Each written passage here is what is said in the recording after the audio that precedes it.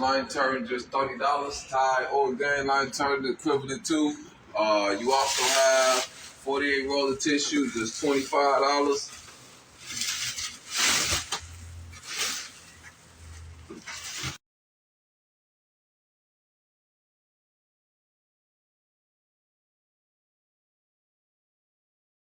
How you doing? My name is Antonio. My page is Unapologetically Black. AD West. Ask that you like and subscribe to the page and share the video. I say a lot of people have what I be saying on my page misconstrued. For example, when I do a video such as, let me show you.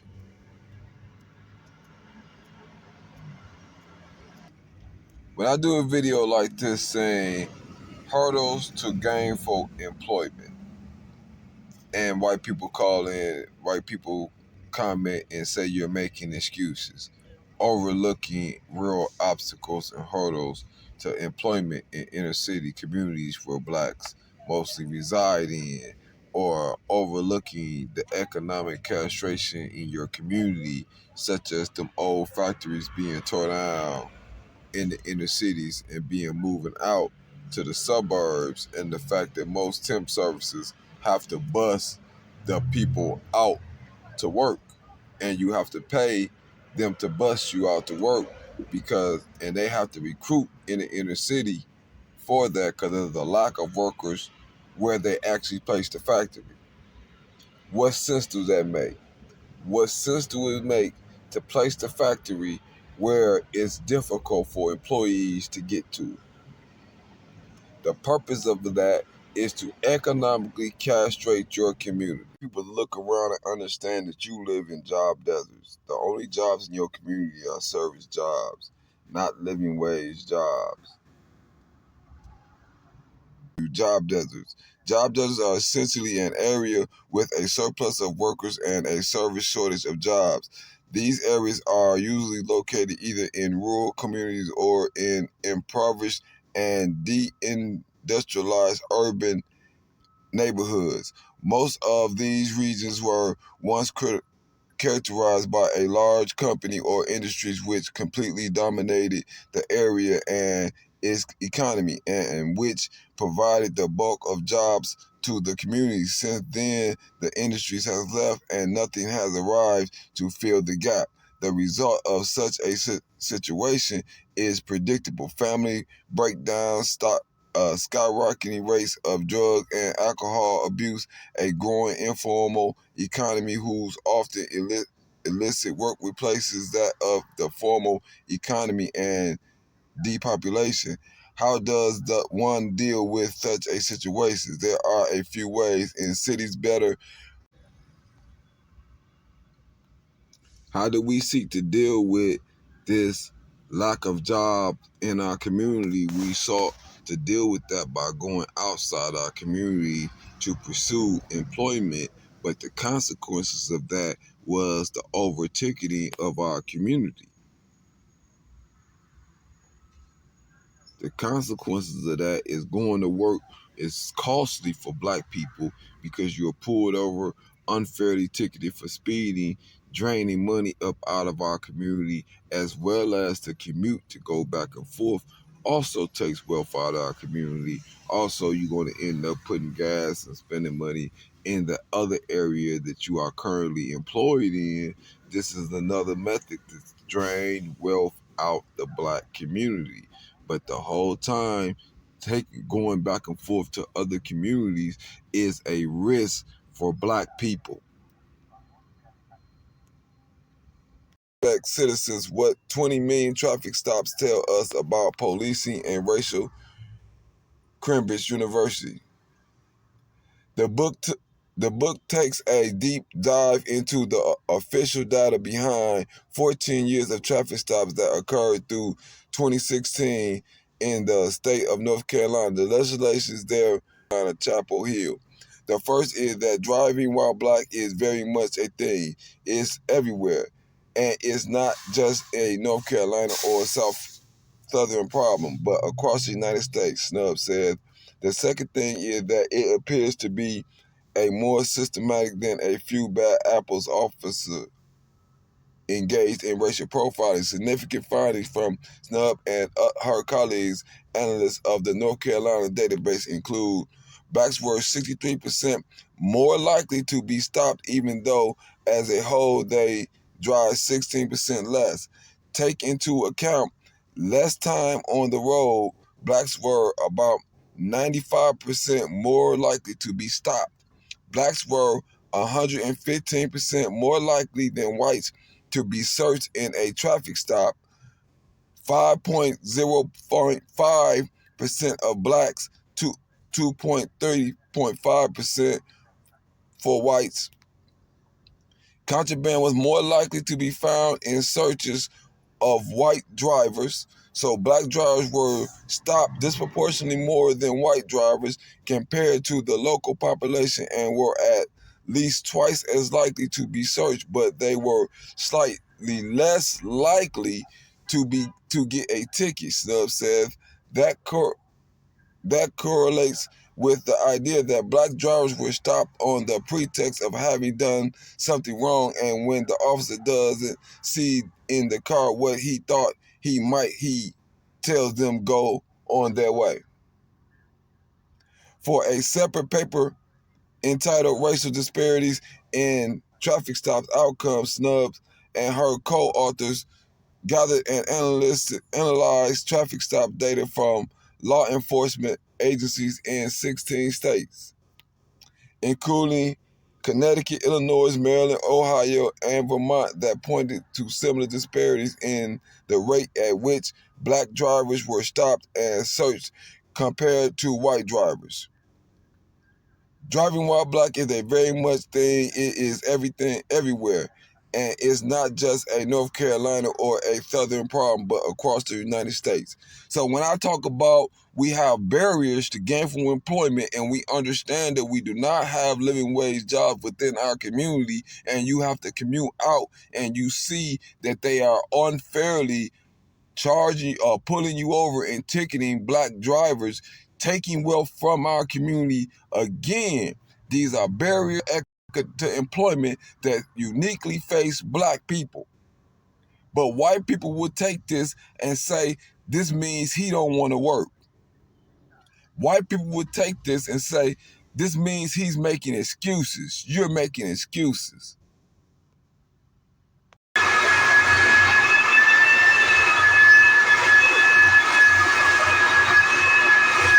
Our floor is calling.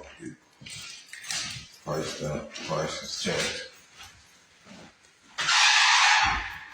Call for estimation. Our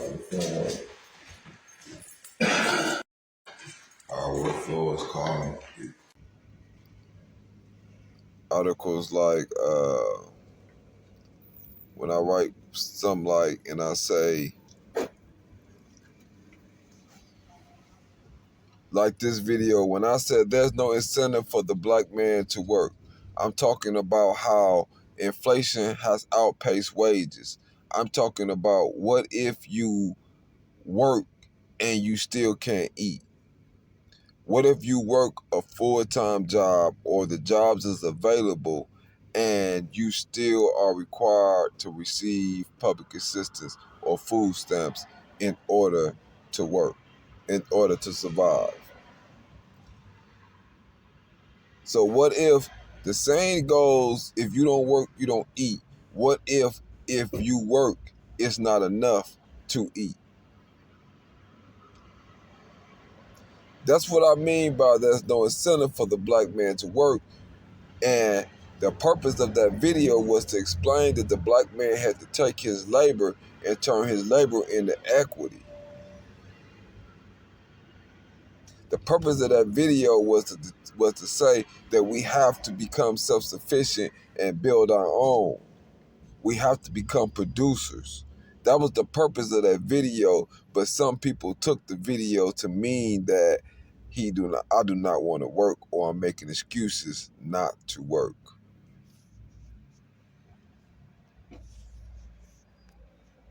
1 in 10 workers in the United States live in a household that receives SNAP due to low wages, inconsistent work schedule, and no pay sick leave. National data shows that among adult wage earners who are SNAP recipients, 70% worked full-time every week, and more than half worked the full or nearly full year. If companies are paying workers to so little or design schedules that avoid the requirement of full-time employment, that their workers must depend on public assistance, are taxpayers subsidizing low wages and high corporate profits? How many working people on SNAP or food workers? Food workers are the people who make sure food gets to our plant. They form, processes, transports, and packages our food, then prepare it and sell it to us. According to national average, between the year 2015 and 2017, among farming, fishing, and forestry workers, 19% are SNAP recipients. Among food participation and servicing workers, 18% receive SNAP. For cashiers across all retailers, it's a 23%. This means food workers are roughly twice as likely to need SNAP as the average U.S. workers. However, I want us to understand sometimes you can work and still it's not sufficient enough to provide food on the table. So my video saying there's no incentive for the black man to work was pointing out this factor. And the point of the video was for us to take our labor and transfer our labor into equity and ownership ourselves.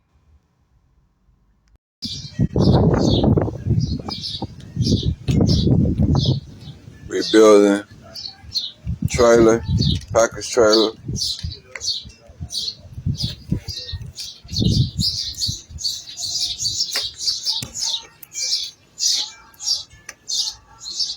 Then we got a bed trailer coming next. Working on grills.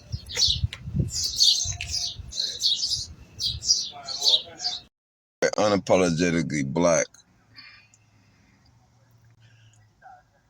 ADOS. I think a lot of people have misconstrued the intent and the mission of this page.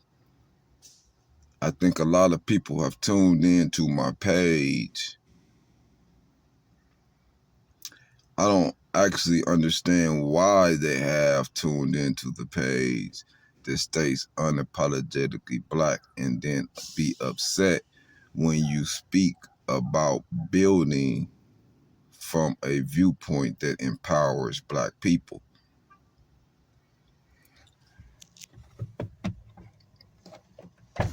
This is upsetting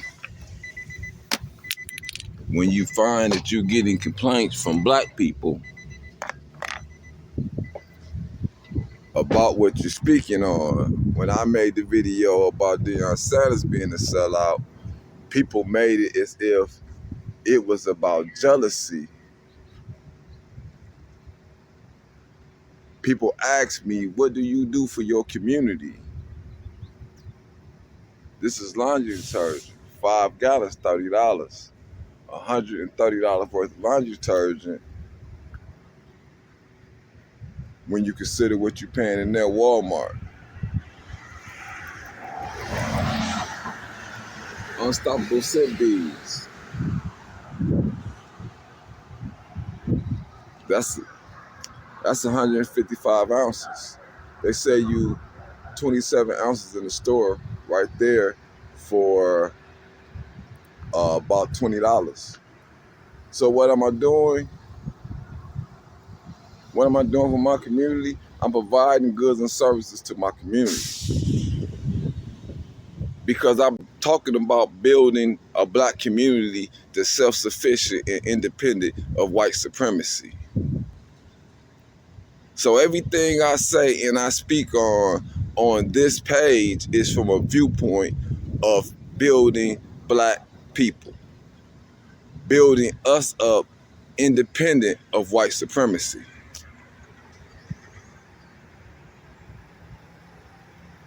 When I speak of taking our resources and talent. How much for the detergent? I mean, the dishwasher liquid. The gallon for $10. Huh? The gallon $10. A gallon for $10. 128 ounces. Hold on. All right.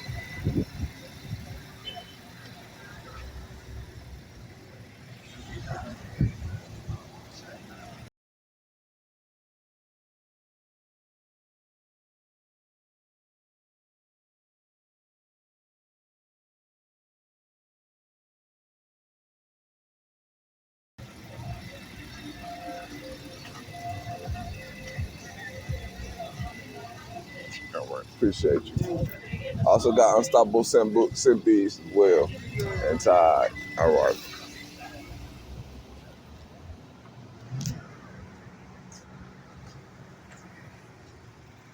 Bleach.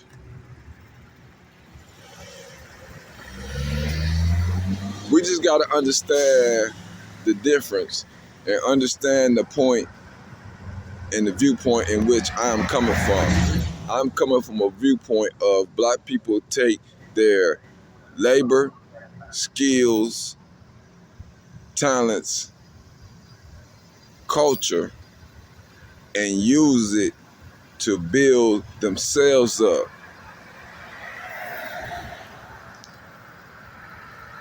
Some people don't believe we have enough to build outside of the assistance of white people. I definitely know we do. I definitely understand that us as the black people are the burden bearers of America. I definitely understand this. I understand that Europeans are financed off the backs of black people. But if you begin to understand economics and study and do your own research of how we are in this condition and how America functions economically, then you will understand this. You will understand how much of America we do carry and how much wealth they abstract about our community on a consistent basis. And when you begin to understand the wealth that is extracted up out of our community constantly, right? Then you will begin to understand if we can begin to channel that wealth back toward our community, right? Not only the wealth, I'm talking about the labor, the skills, right? The ingenuity, the talent. When we begin to channel those resources within ourselves and building ourselves up, I can guarantee you, you will see a rise of a black nation. And white people understand this.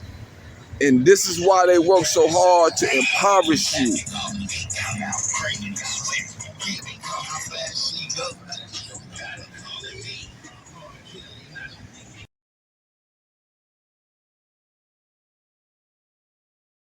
Is your makeup making wrinkles look worse? Makeup can be a great tool to enhance your natural beauty, but it can also make fine lines and wrinkles more apparent if not applied correctly. The good news is there are ways to improve your skin's appearance that go beyond makeup. One popular option is hyaluronic acid, a molecule that left with attacking the injustice that